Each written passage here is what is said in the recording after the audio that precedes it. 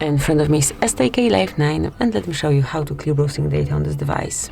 So first of all, you need to open the browser that you are using, tap on more icon then, and go to history.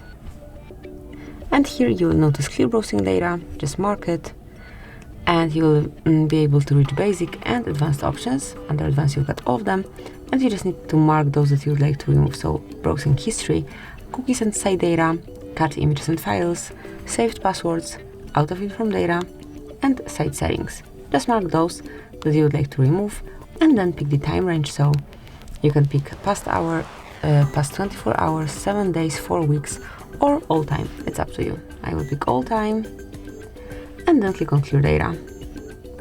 And that's it. As you can see, it has been done. So congrats, thank you for watching. Please subscribe our channel and leave the thumbs up.